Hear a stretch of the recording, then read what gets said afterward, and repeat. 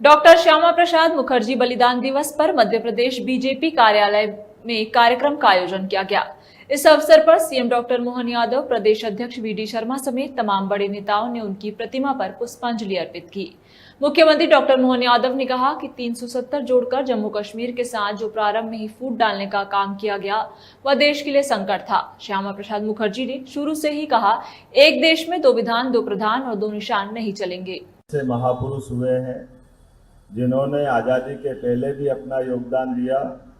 और आज़ादी के समय बनने वाले संविधान के आधार पर भी जो भविष्य की भूमिका बन रही थी, उस भूमिका की तरफ भी बहुत गंभीर आपत्ति लेते हुए अपनी भूमिका अदा की। ऐसे महापुरुष के स्मरण दिवस के अवसर पर सर्वानुमति के बलबूते पर जो संविधान बनाया गया, उस संविधान के दरमियान 370 जोड़ करके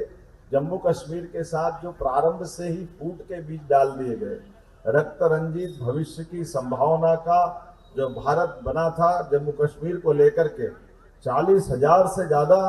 हमारे सेना के जवान, पुलिस के जवान, आम आदमी, आम पर्यटक अगर वहाँ अपने आप को इस कठिन दौर में अपने से जुदा होने का, अगर उनको ये कठिन समय में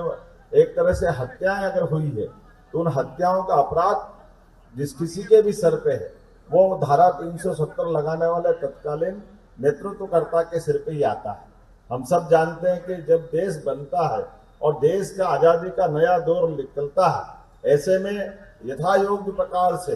कोई सहमति के बलबूते पर अपनी बात, असहमति के बलबूते पर अपनी बात, जो लोकतंत्र की खूबसूरती होती है, ये आप कभी गौर करना इस मामले में। हमारे अलावा भी देश आजाद हुए,